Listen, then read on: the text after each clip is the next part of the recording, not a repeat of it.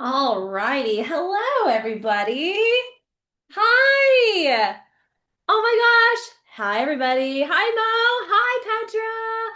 Oh my gosh. Hello, Cassidy. Oh my gosh. Oh my people are here. Hello. There are hundreds of you in this webinar right now. Hi, everybody. Welcome. Let us know where you're tuning in from. I know we have a global audience. I saw Canada. I saw Saudi Arabia. I've seen lots of places in the States. Dallas. I am in the San Antonio area. So hello from Texas, Mexico City. Oklahoma, hello. Welcome, everybody. I am so excited, and I'm actually going to jump over to my slides. Here we go. What are these bubbles? I pushed a button that I did not mean to push. Oh, man. Hello from India. Amazing. From the Detroit airport. Meredith, safe travels wherever you are going. I don't even know how I did the bubbles, Mo. I have no idea what I did.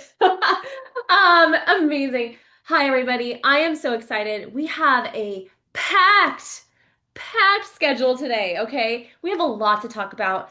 I think there's 70 slides. So we're going to get straight to work here, okay? We have a lot of work to do, and I want to make sure that you are prepared for Black Friday, okay? Because Black Friday is really like a Super Bowl for a lot of us. Small business owners can make up to 30% of their income on Black Friday, just on that one day. So we want to make this successful, and email is that lever that we want you to pull because it's going to help you be the most successful, and that means we have to start prepping right now. Right now. Okay.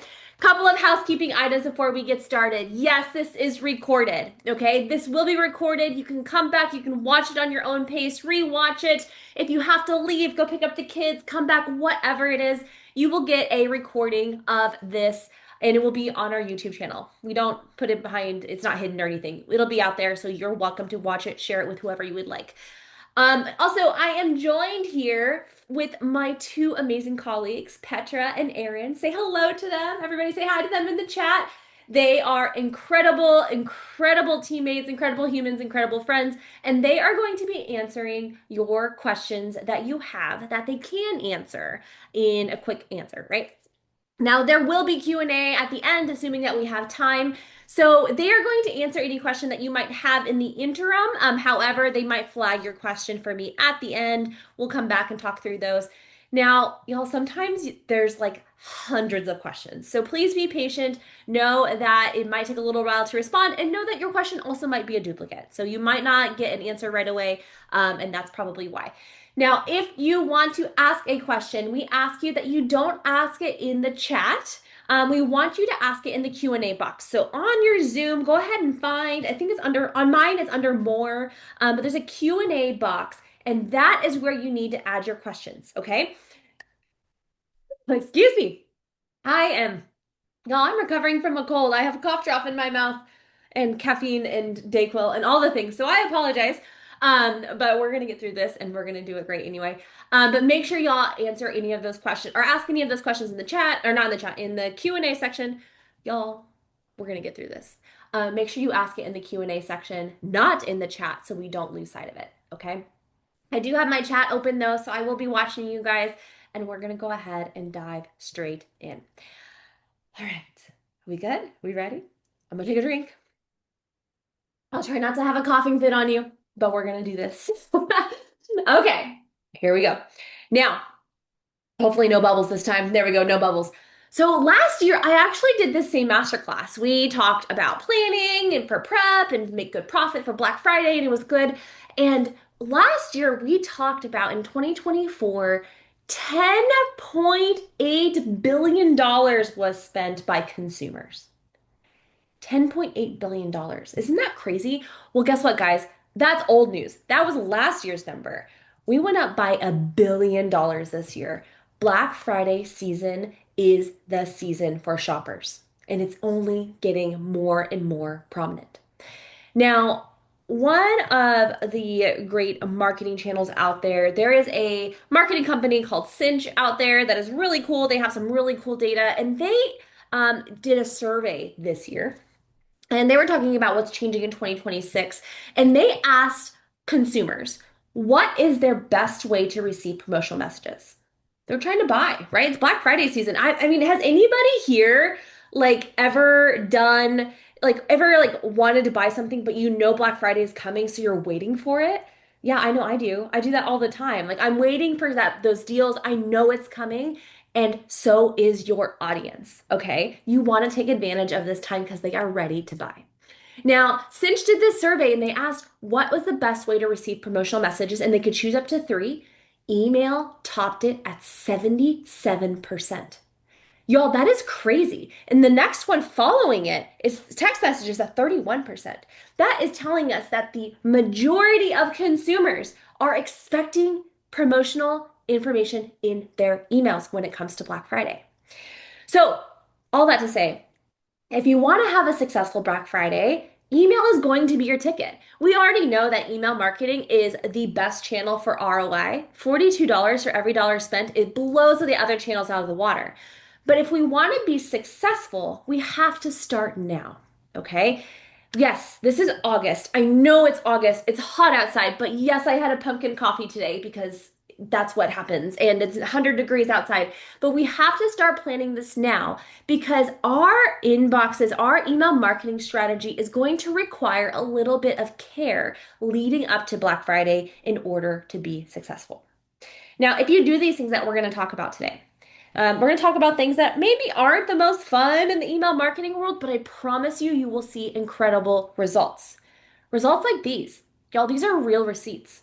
Some are from my account, some are from other people's accounts. Yours, these are real receipts. Industry average, open rate, about 35%. Anything over a 2% click rate, I'm normally happy with. Okay? These numbers are far beyond that. You can do this too with just a few extra strategies, getting ahead of it, starting it now here in August. It's going to set you up for success in November. Okay? Now, I'm going to be referencing this roadmap as we go through because, y'all, I have webinars on webinars and masterclasses and content and blogs and emails and all of the things coming the next few months because this is a process and we want to start now. Okay? This is what our roadmap's going to look like. You're going to see this every single time we do one of these master classes, okay? We're starting in August. We got to build our foundation. We have to authenticate our domain. We have to start cleaning things up. We have to get ready. September, I want you warming your list. I want you working on segmenting. And we're going to talk about all four of those things today. I then want you to get ready to sell. What's your selling platform? What's your plan? What are you going to do with your emails? Are you going to do automations? Are you going to do single send emails? We're going to talk all about that in October. And then you're going to go live in November. This is when we start pushing play. We start building out those automations and getting them ready. So on actual Black Friday, you can sit back and watch the sales come in. That's our goal. So I want you to sit there, relax, watch football, whatever it is.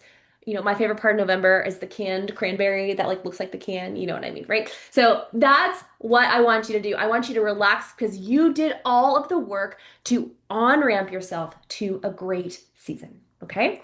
Then in December, we'll talk about, hey, like you have all this information, you have data now, what worked, what people clicked on. How can we retarget our subscribers and keep the momentum going?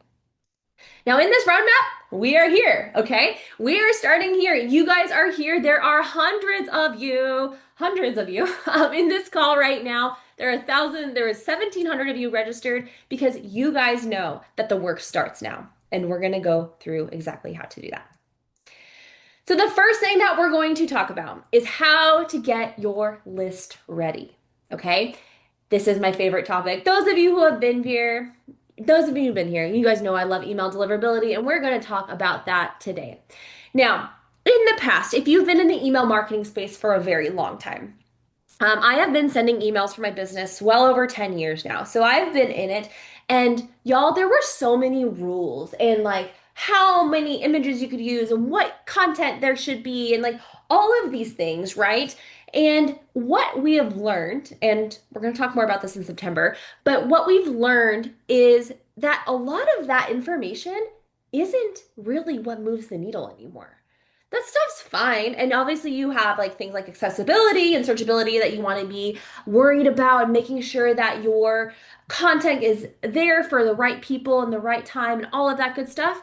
But it all comes down to having a great sender reputation. Okay, so what does that mean? Let me close this window here. What does that mean? Okay, so what is sender reputation? What we've learned are inbox providers. And I say inbox providers, I mean Google, I mean Yahoo, I mean iCloud, I mean Outlook, and I all of those inbox providers. They care more about your habits than the content of the email.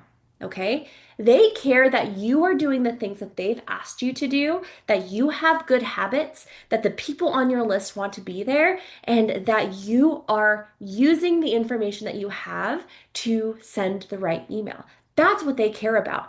That creates something called a sender reputation. Okay? To do this, to build this sender reputation, it's kind of like a credit score, right? It's like this mythical number that changes when you do things. There's not a hard number out there. You can't go like look up your sender reputation and get like a 90 out of 100. It doesn't exist. And honestly, we used to get that a little bit from a tool called Google Postmasters, but as of this week, they have deprecated it. We no longer have insight to what Google thinks about our domain reputation anymore. So, all that to say, we need to make sure that we are doing the right things. Okay? So, the first thing that you're going to do, and this is going to apply to you whether or not you've been emailing for a long time, or if you're just getting started, but you need to authenticate your domain. Okay? This is not going to be very fun talk conversation right now. But here's the reality. 2024, Google and Yahoo and all the big inbox providers said, we're going to make new rules to make sure people emailing people are legit. Okay.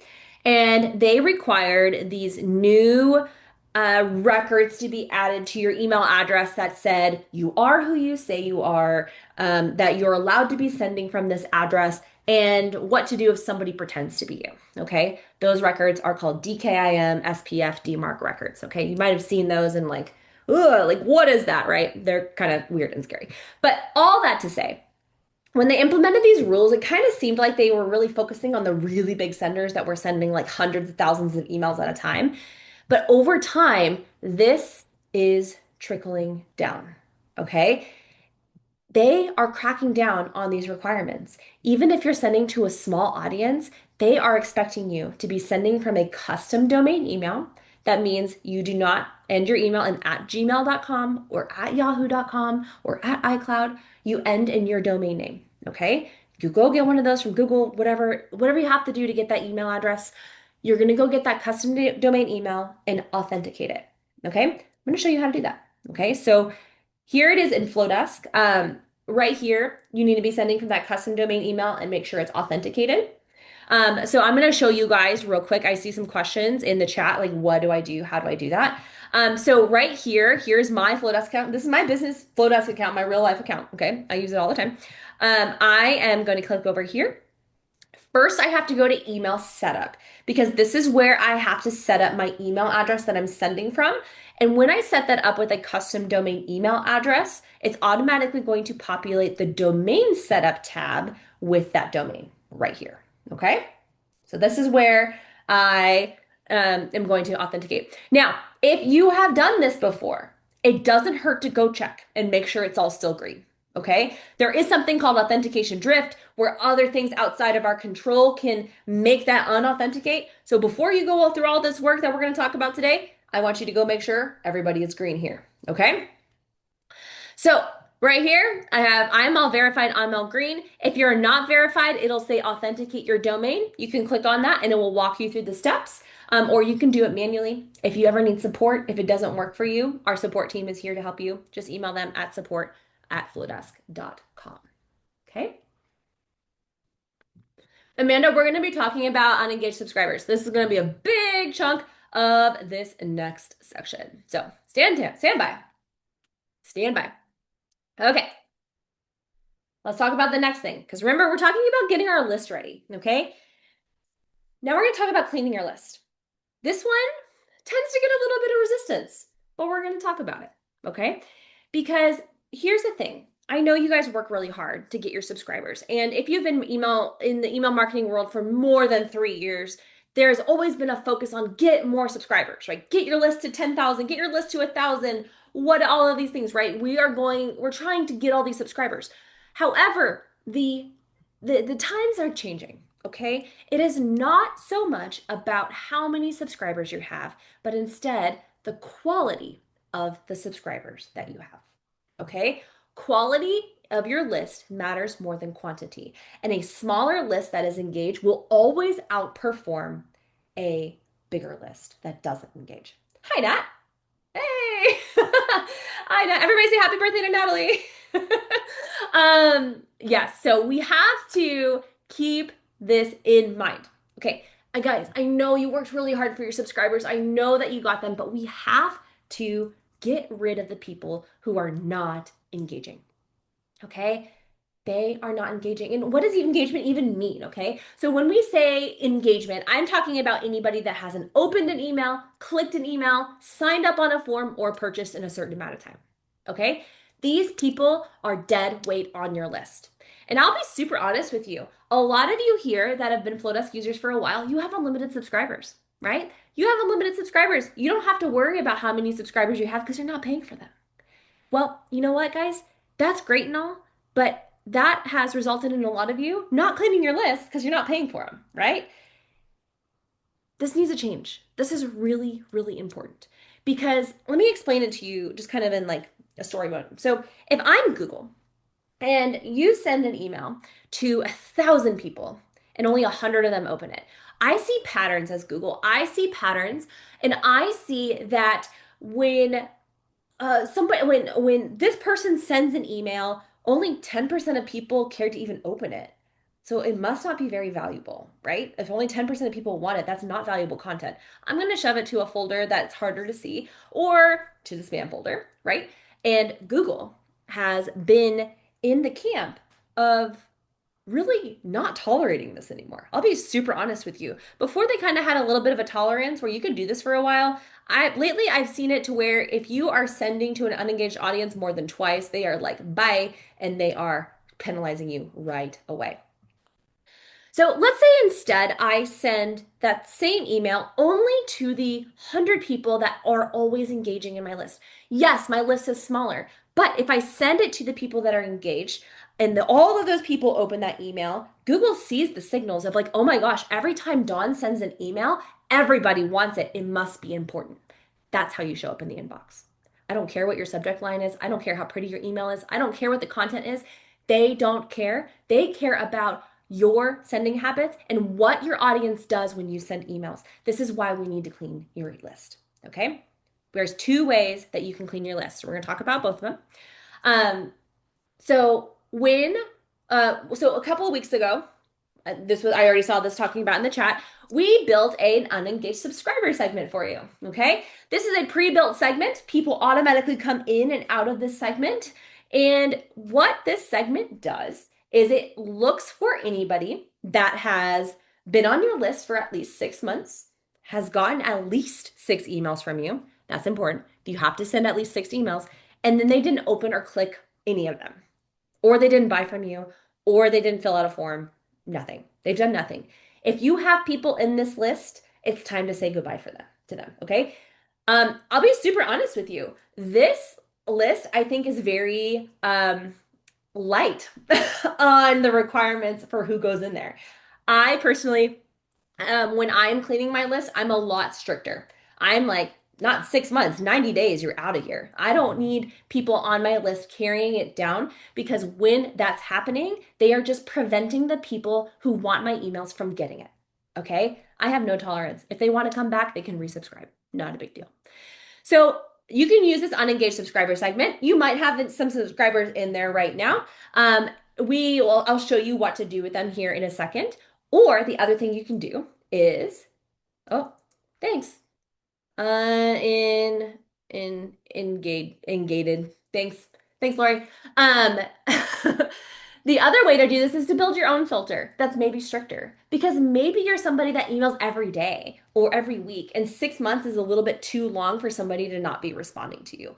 Or maybe you're somebody that doesn't email so often that 6 emails is a really long time for somebody to get emails and not respond, right? You can decide if you want to use that unengaged subscriber segment, which is a really great place to start, or if you want to build your own criteria.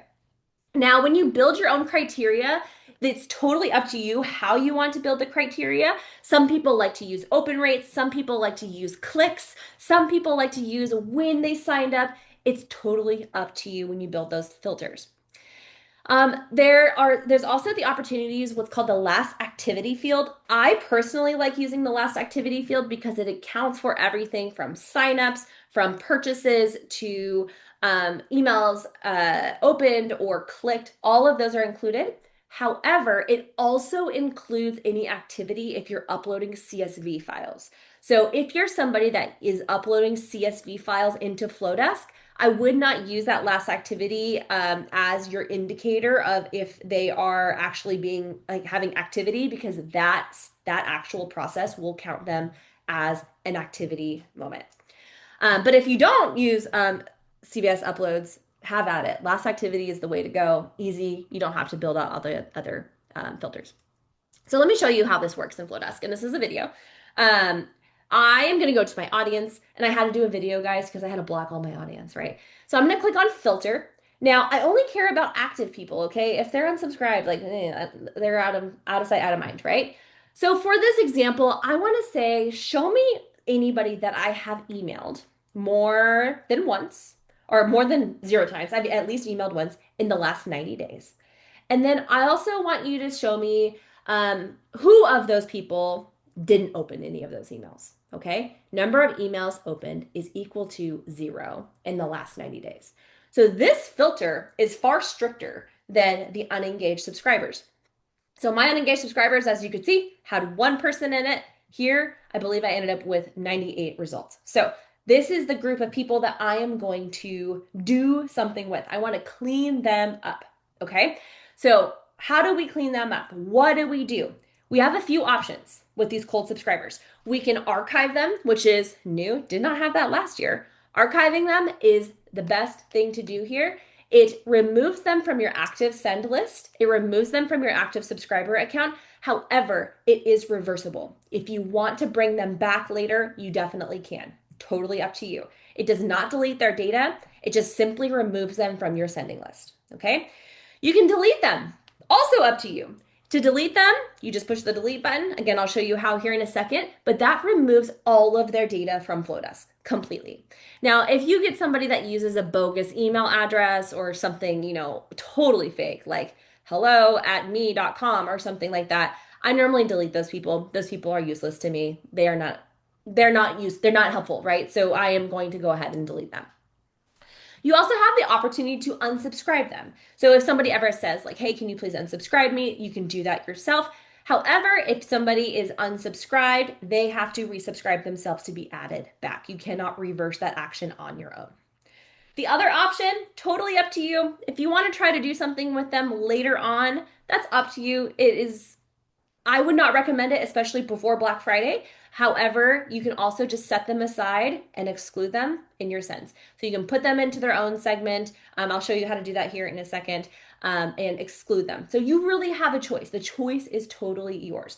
We are not going to take any of these actions for you. Okay. Same with that unengaged subscriber segment. You can open that segment. You can choose what to do with them. You can just leave them there and then exclude them as you send things, or you can archive them, delete them, or unsubscribe them.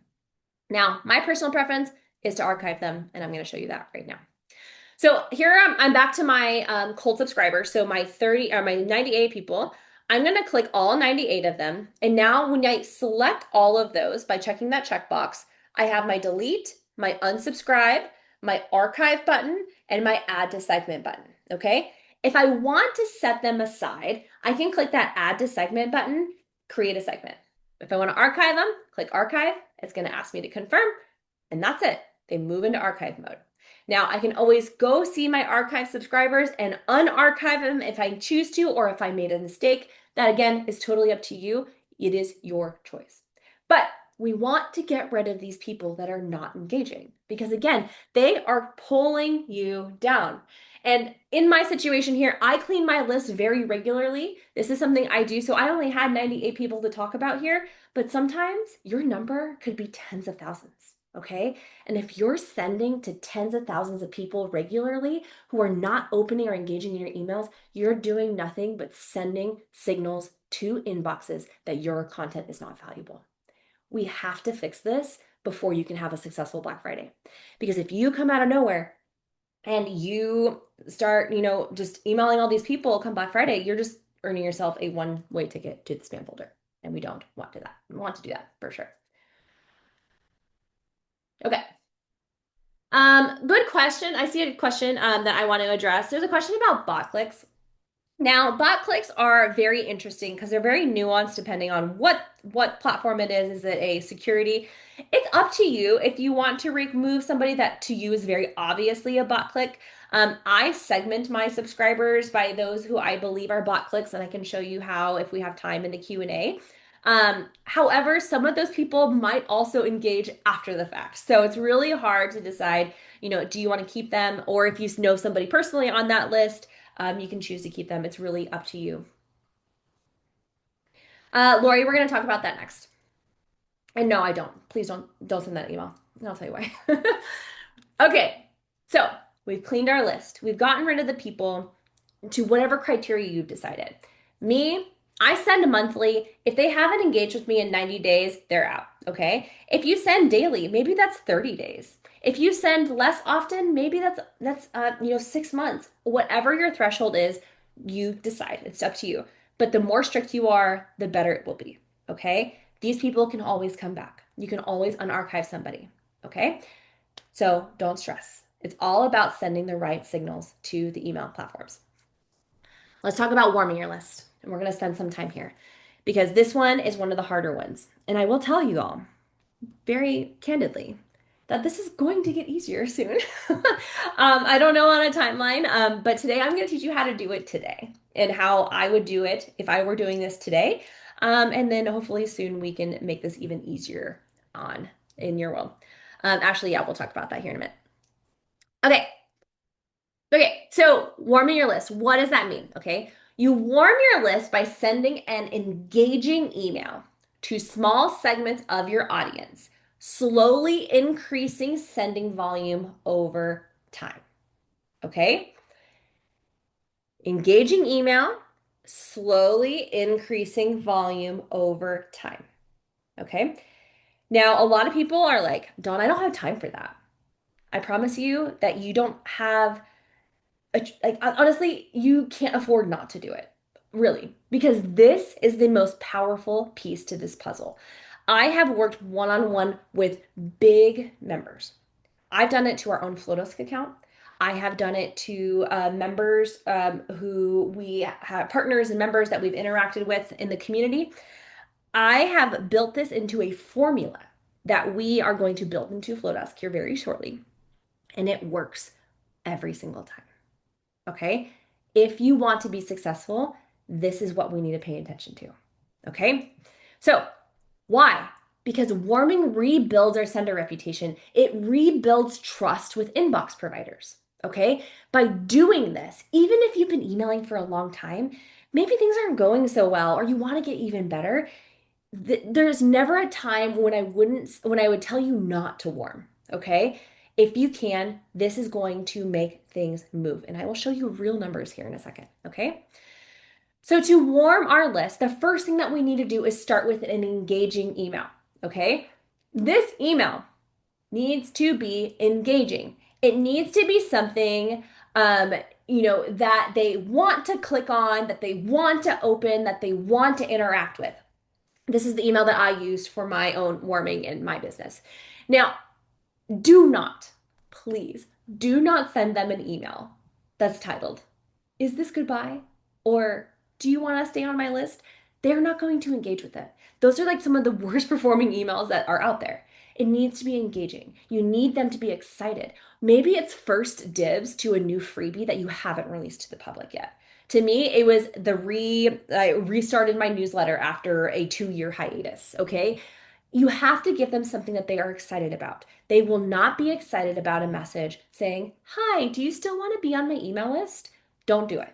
Okay. Engaging, something exciting, something that makes them want to click. Is it a YouTube video? Is it a freebie? Is it a discount? Something that they want to have, something that they are excited about. You want them to engage because one, you want them to open it. Two, you want them to click on it because all of those engagement interactions send signals to inbox providers that people want your content. Okay. Now, we're going to do this by creating warming segments. And this is also very strategic here, okay? And this is what it's going to look like in practice, okay? So we start with send one, send two, send three, send we see how it slowly ramps up. Now, when we do this, we're not doubling our volume. We're slowly ramping up in a way that's not going to startle Google, okay? And this is really important because I've seen some information out there that I don't agree with. That's like you should warm with 10% of your email list. Okay. Well, if you have 100,000 subscribers, Google doesn't know that, right? Google doesn't know that you 10% of your list is 10,000 subscribers. You have to start building the trust. They're not going to give you a pass when you come out the gate with a 10,000 subscribers send because you might have more subscribers. You have to start small regardless of how big your list is. Now, again, done. I don't have time for this. Guess what, guys? This compounds very, very quickly. 12 sends. If I send 3 a week, that's 4 weeks right there. That right there, that's for 42,000 subscribers. And I know some of you do have that subscriber count, but not all of you do. All right. It compounds very, very quickly. Okay. You cannot afford to not do this. It is so important. Now, my rules, the ones that work every time. You start with 50 subscribers. I don't care if you have 1,000,000 subscribers. I don't care if you have 200 subscribers. You're starting with 50. Okay. That is where we start. Now, again, this compounds over time. I've done this personally with a list of 750,000 subscribers. Did it take a while? Yeah, it took about 6 weeks. But was it worth it? Heck, yes, it was. It was amazing, okay? Now, so we're going to start with those 50 subscribers. These are your 50 most recently engaged subscribers. I want you to sort that list by your last activity or whatever it is you want to sort it by. You're going to take your top 50, okay? You can sort them by open rate. You can sort them by whatever. I don't care. It's whatever you want, okay? You go ahead, get those top 50 subscribers. That is your segment number one. Your next segment is 150, okay? Get the next 150 people. Don't include the first 50. The next 150, that is segment number two. Now, here's the trick. You take the two sizes of the previous segment, so 50, 150. You add them together to get to the next number, okay? That's how we do our warming segments. All right. So 150, we have 50 in the first, 150 in the second. That means 200 is number three. 150 plus 200 is 350. That's number four. See what I'm saying? 200 plus 350 is 550. That is how we are building our segments. So here it is, breakdown. If you have 42,000 subscribers, this is what your list would look like. And you can see here on the side, you can see right here, this is the total volume that we're working our way up towards, okay? This is what we're doing here. We are slowly building out these subscribers. We're slowly ramping up, starting with our best people first, right? And it's going to build that trust because you're going to send it to that first segment. They're your 50 biggest fans. Of course, they're going to open your email. Amazing. And then Google's like, wow, Dawn sent an email. It went well. Then the next one goes out. Same email, different people, still engaged subscribers. It's building that trust. So let's talk about, I lost my chat here. Yep, Tiffany, I'll start with 50 no matter what. Dina, you are fine.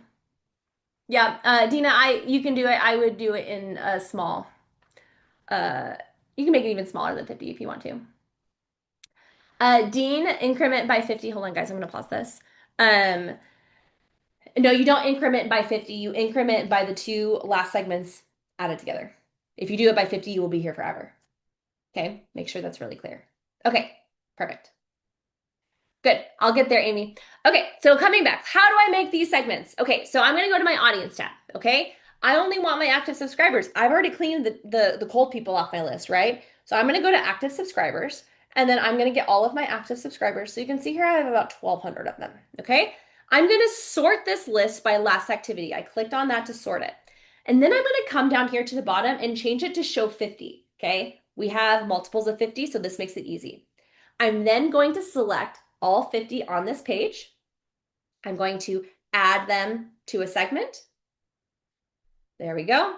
I'm going to create warming segment number one, just like that. LaShonda, I'm obsessed with you. There we go. I'm moving on to page number 2. So I have 50 in subscriber segment number 1, right? I'm going to click on all 50 subscribers on the second page, add to segment. There we go. I'm going to make warming number 2. There we go. Click add. So now I have 50 in warming number 2. I'm going to go to the next page. Now, guys, watch. If you watch the page, how it jumps real quick. See? You see how that changed? Give it a second. It takes a little while for the page to load when you are loading 50 at a time, okay? So then select them. I'm adding them to warming number 2. So this is my second batch of number 2. So that's 100 subscribers. Click on number 4. Watch for the jump. Watch, you'll see the stuff loads. Loads. Now I'm going to click on that checkbox, add 50 on this page, and then add them. See, warming segment number 2 has 100. Now I have 150. Now I'm moving on to warming segment number 3. Okay, that's how I'm building this out. Okay, Marissa, it's up to you. All of my people on my list are active within the last 90 days. I don't tolerate people not being engaged on my list. But if you choose to do 6 months or a year or whatever that is, that's totally up to you. But you're gonna clean off the people first.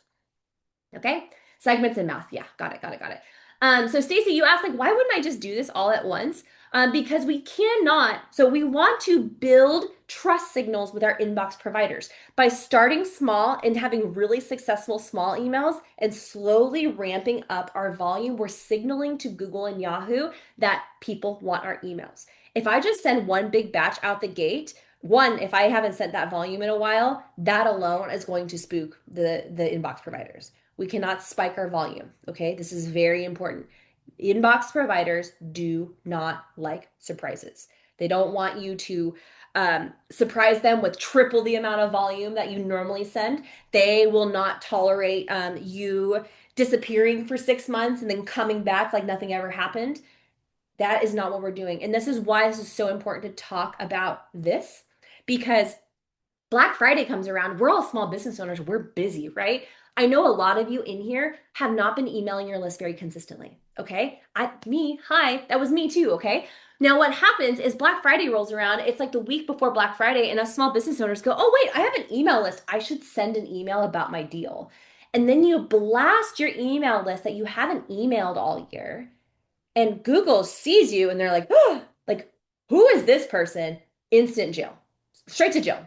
Do not pass go. Do not collect $200. You have just earned yourself a one-way ticket to the spam folder. Getting out of there with your damn sender reputation is hard. Okay. That's why we do this. Okay. No, I don't have more colors, Stephanie. Trust me, I've tried. Um, do not want to do this. We have to slowly build up that trust. And you have to do that over time with these sentences. So one of the questions is, okay, um, yeah, I do have an email list. I'll show you later. So one of the questions is like, okay, so like, do I schedule these emails? Like, what do I do?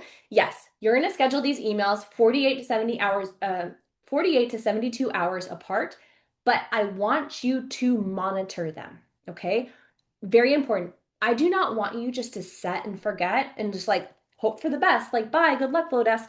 I want you to monitor it. I want you to make sure that you're seeing good results. Because if you're not, or maybe you accidentally did your filter backwards, like I know some of you in here have before, I want you to be able to pause the sends that are supposed to go out later.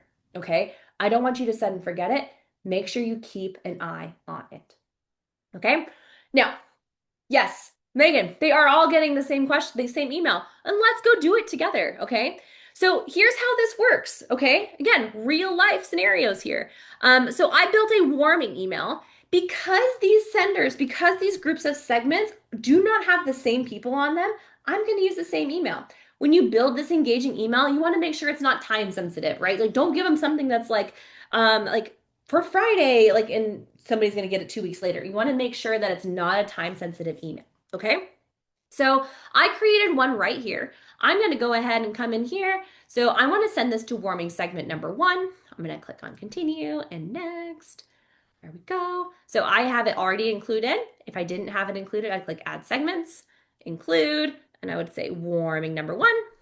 Click save, continue, and then I'll schedule that email, schedule it, and I'm good to go. Then I'm going to come back to my email tab. I'm going to duplicate it. Warming email number 2. And then, whoops, and click edit. We're going to go through the same send flow one more time. Continue. Delete that warming number 1. We're going to add warming number 2. Save. Continue. Later. I want that 48 hours. So you guys, look, there's a dot there now. So that tells me that I have an email scheduled that day. I also don't send on weekends. So 48 hours would be Sunday. So I'm going to send it Monday. We'll do morning, save, and then I'll schedule that. Schedule. I'm going to move back to my email dashboard here in a second. Going on to duplicate. I'm just doing 3 of them, okay? I'm going to rename it. Y'all make sure you name your emails. Your analytics don't make sense if they all of your emails are named the same thing. So please make sure you name your emails. I'm going to click on this, go to next, continue. I'm going to get rid of number 2, add segment. And I'm going to repeat this process for all of my warming emails. Okay, later.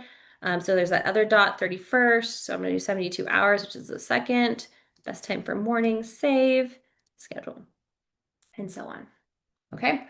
Monica, is there a reason why we would make this a workflow instead? Yes, because I don't want you to continue sending if something goes wrong. Okay. The reason why I love doing it this way, one, because when I schedule out these emails, and again, guys, unless you're talking like you have like 500,000 plus subscribers, you're not going to have more than probably 10 of these. Okay. So there's not a huge number of them, but I also like to see them on the calendar when I'm warming. Okay. Workflow emails do not show up on a calendar. So that's one reason why I like to do this. And if I need to move things around, I can.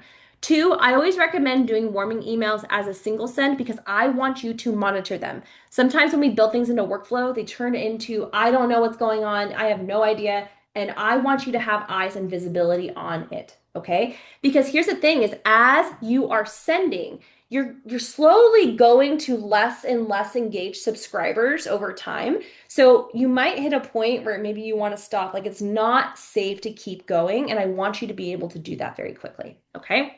That's why I don't do it. Malin, if we have time, I'm happy to show you how I build my emails. Very cool. Now, I want to show you something. So I have these. I'm going to actually unschedule them so my real audience doesn't get them. Hold on, I'm going to unschedule them because if I don't do it now, I'll forget. There we go. So I have these, but I want to show you what this looks like in real practice. Okay. I had a member who I'm not going to name come to me. And this was her problem. Okay. She was sending about 50,000 subscribers at a time. Her open rate was under 20%. For me, industry is 35. That's kind of my goal. If I drop below that 35, that's where I'm not happy anymore. Okay. I want to stay about industry average at a minimum. Okay. So if somebody asks like, what is good? 35% is my threshold of like, I am absolutely stopping. Okay. Now, clicks. I have the raw clicks showing here. Do you guys know if you hover over the numbers in that card, it'll switch to the actual number of clicks versus the percentage? This is 0.5%. Okay. Her click rate was 0.5%. She was unhappy. She had a launch coming up. She was panicking. Email used to work for her, but things are changing, right? What do I do? So we cleaned her list. Guys, we cleaned off almost 30,000 subscribers. 30,000 subscribers hadn't opened an email from her in 6 months. Okay? They were hurting her. We built our warming segments. Okay? We built them. I think she had 11 of them, if I remember. I'll show you here in a second. And she scheduled them out. Real numbers, real screenshot. 10. She had 10 segments. 50. And you see 149, that's because somebody unsubscribed in between, okay? 199. Guys, I want you to look at her open and click rates. Look what this did. These are real numbers. So warming segment number 1 here on the, oh, guys, I'm not even showing it to you. Sorry. Here we go. Wrong screen. So this was where she was at, okay? No, it's me. Sorry, guys. Here's where we are. This is better. Can you see now? Okay. Real warming. So here at the bottom is her first warming. She sent it to those 50 subscribers. Because she sent to our top 50 subscribers, she went from an 18.9% open rate to a 76% click rate or open rate in a 12% click rate. Okay, y'all, that's cool. Google sees that and they're like, oh, hello. Like, where have you been, right? They see those numbers. And here's the thing, as she increased her volume, she got better, not worse. Because Google saw that people wanted her content, and that's how she got out of folders she didn't want to be in. That's how she got out of spam. That's how she got out of promotions, and that's how you land in the inbox. It's not about your content, guys. It's about your habits. Okay? So here's the thing. Look, warming number 2, 150, okay? 84.6% open rate, 5.4% click rate. She moved up to segment number 3, 80, almost 85% open rate, 14.6% click rate. Y'all, these are real numbers. Okay?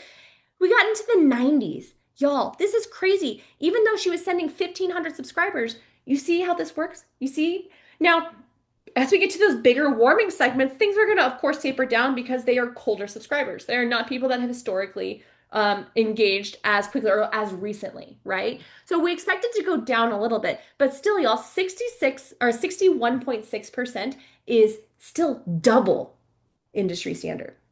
That is crazy. This is warming. What was in this email? It was a freebie. She's like, "Hey, I want to give you free access, check out this freebie before it goes live," or like something like that. It was something. It was beautiful. Her email was amazing. Here's a before and after. The first email was sent in April. The second email was sent, same type of email. It was like a blast promotional email about like what they're selling, sent to a significantly smaller audience. The second email was out in July.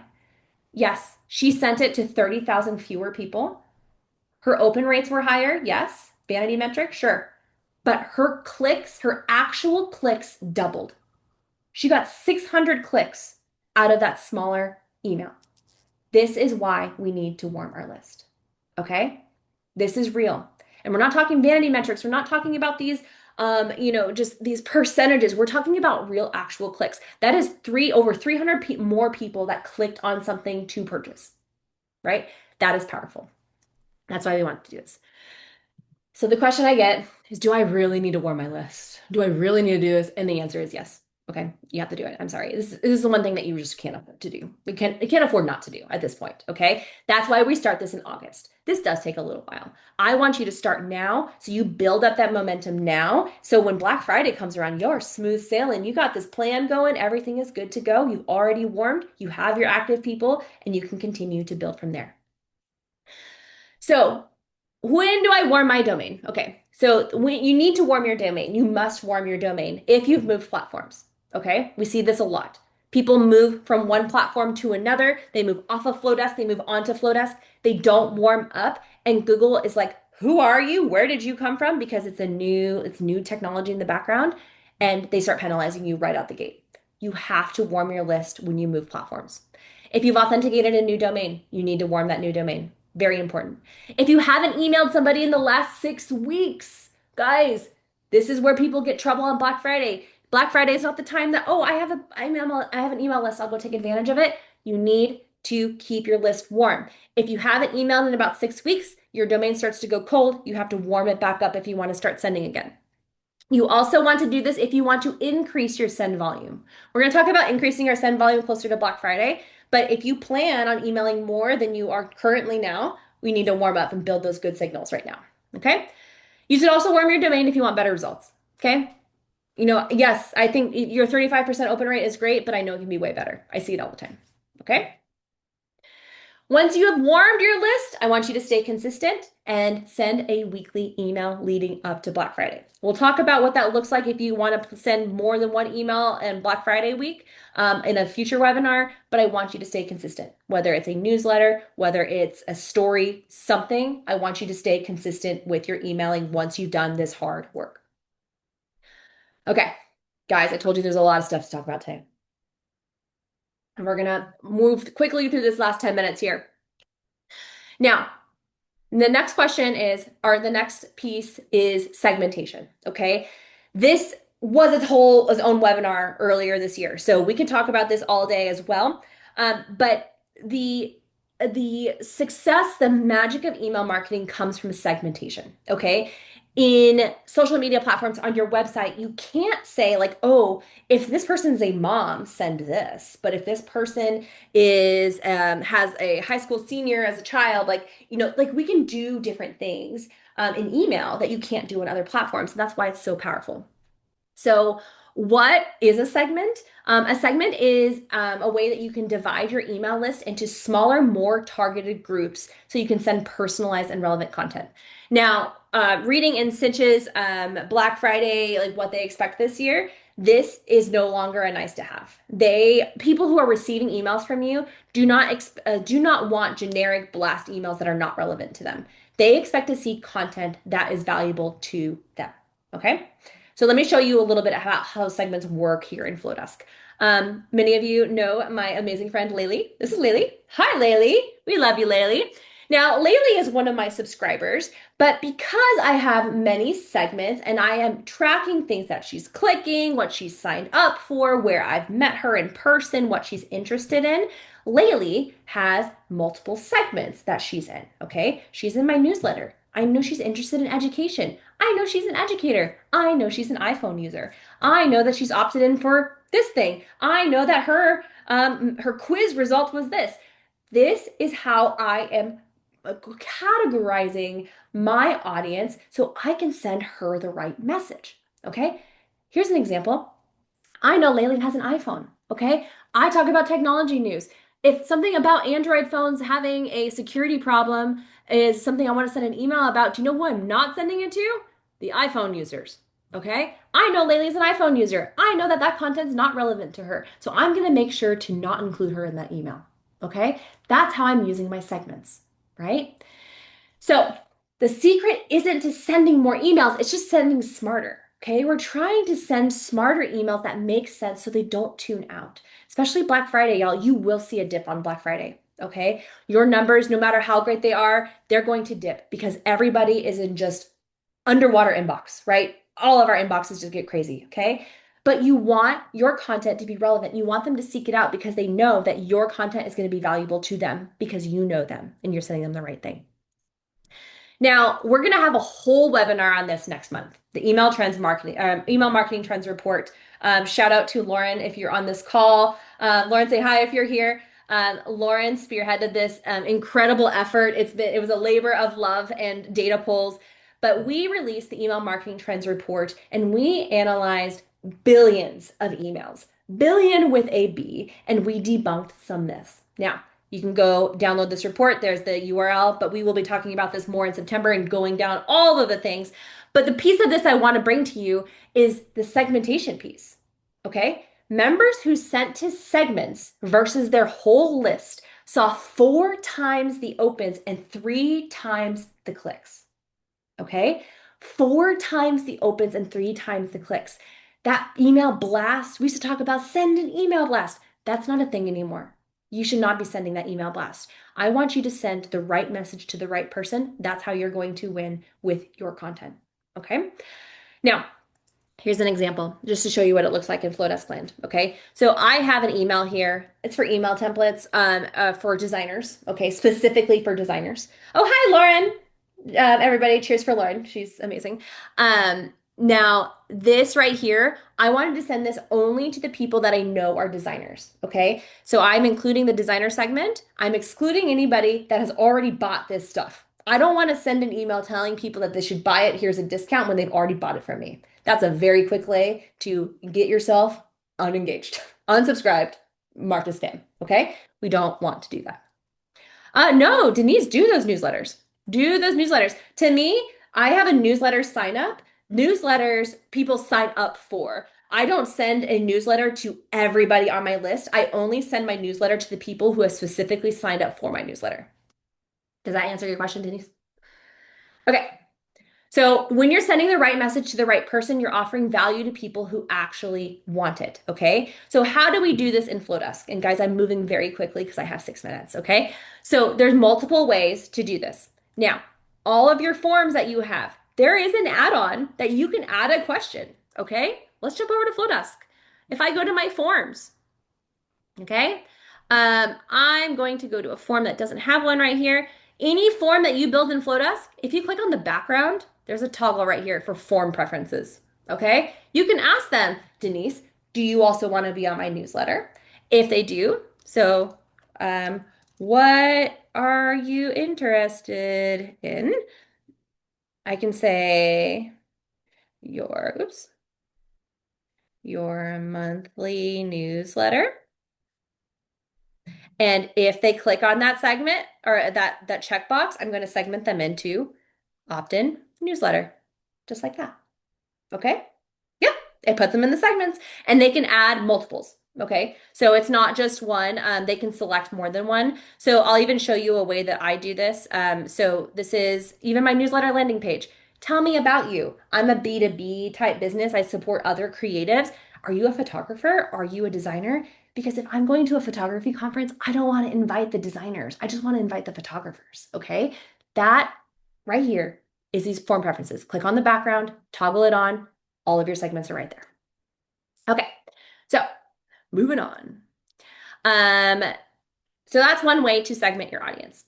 Next is to use link actions. Okay, link actions. Now, love this because this is the best way to get information about who people are and what they're interested in. Okay, I'm going to jump back over to Flodesk and show you exactly how I do this. So here I am in my newsletter, and Kay, I see a question about the newsletter piece. I'm going to I'll answer that here shortly.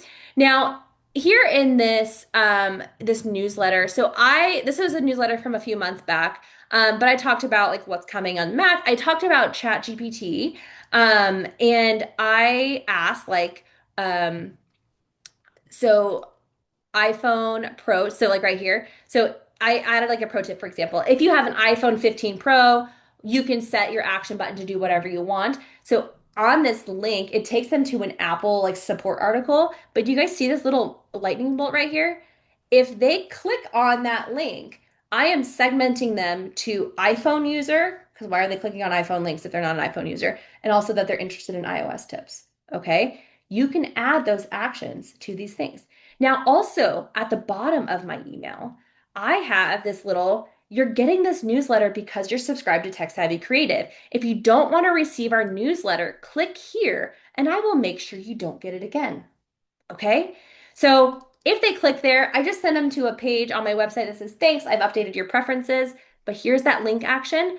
I remove them from the newsletter segment and I actually add them to a segment called Do Not Send Newsletter. Okay? I'm using those link actions to collect information about what they're interested in. I'm using it to so like I have another example here. This is I messed it up. Right here, if they click on this poll, so here's a poll that I made here in Flodesk. What AI chatbot do you like? Depending on which one they click here, click on the box, they are segmented to that AI tool. So again, if I know somebody's a Claude user and there's Claude news that I'm emailing them about, I can specifically send it to just the Claude users because I have that information on them. Okay. Okay. Oh, 2 minutes, guys. I never have enough time. So we talked about making them easy for themselves to remove, interactive polls with poll blocks. You can also segment your list with integrations. My Interact quiz is by far my highest converting opt-in I have. And in that quiz, the questions that they answer are mapped to certain segments based off of how they answered it. So that's a very big piece of the puzzle as well. And also you can manually segment. If you're a B2B customer like me, like I support photographers and designers, y'all, you would be amazed by how many people have the word photography in their email address. So if I just search for the word photographer, I found hundreds of people that I can assume are photographers. Lots of different ways to do this. Here's a great one to screenshot if you already haven't. If you need to segment or you need some ideas for how to segment your audience, here are some. I have 148 segments, I believe, in my own. You can never have too many. You have unlimited access, okay? But here's the thing, guys, is I want you to lean into these strategies now because we don't want to do this in November. I want you to start doing these things, add those form preferences, add those link actions now. So because people are interacting with you as you're building up your momentum because you're warming your list, you're going to collect more valuable information. That way, on Black Friday, if you have an offer that's specific to a certain audience, you can just send it to that audience, right? If you have an offer that maybe a certain audience wouldn't apply for, you can exclude them from that send. Does that make sense? We want to send the right message to the right person. Wrapping things up here. Guys, this was a lot in 1 hour. Remember, we are here. I want you guys to authenticate that domain right now. I want you to clean that list before the end of this month. And then in September, we're going to start warming it. Okay? We're going to make this easier sooner. I promise. Just know it's priority for us. And I also want you guys to start implementing ways to segment your audience. Okay? I don't think I have any time for questions. But do we have anything urgent or pressing? Petra, Aaron? Guys, if you want to hang out with me on Instagram, it's Dawn Richardson. TechSavvyCreative.com/newsletter is my newsletter sign up. And I am here at Flodesk. I've been at Flodesk for about 3 years now. So thank you. Amazing.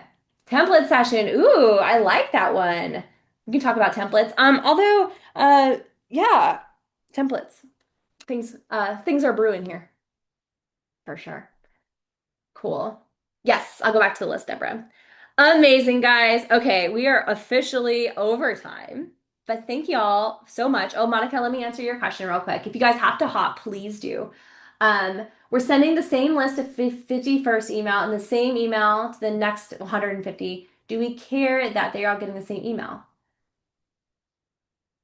It's all separated, Monica. So the people that are in segment number one are not in segment number two. Okay. So they are getting the same email. They're just getting it at different points in time. Okay. So that's why you want to make sure that you're not um, doing it using an email that has like time sensitive content because somebody might get it like Monday and somebody else might get it on Friday. Yes, Katie, there will be a replay.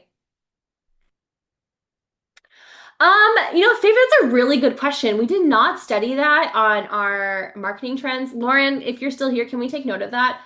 Seeing if there's a conversion difference between forms that have preferences on or off. I don't know. I know what form types have the highest conversion, and they're not pop-ups. They are the full page forms for sure.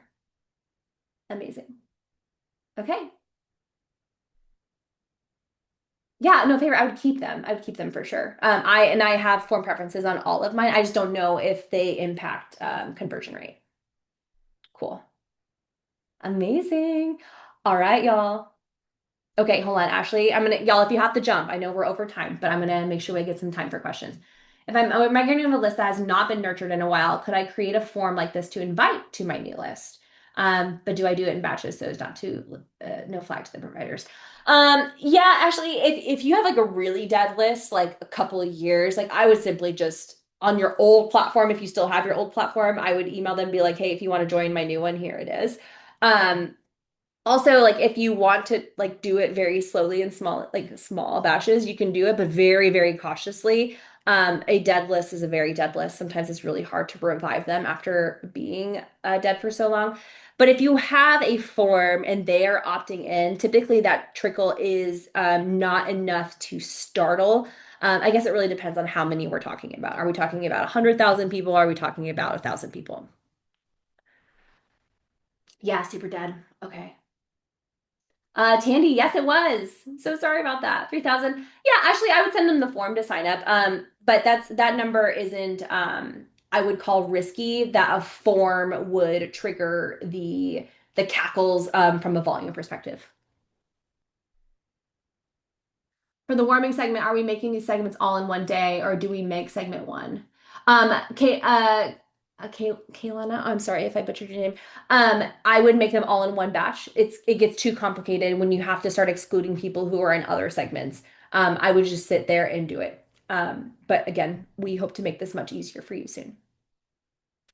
All right, y'all. Thank you so much to get through today. Amazing. Okay, we'll see you guys next time. There are more to come. And then we'll see you there. Okay. Bye, guys.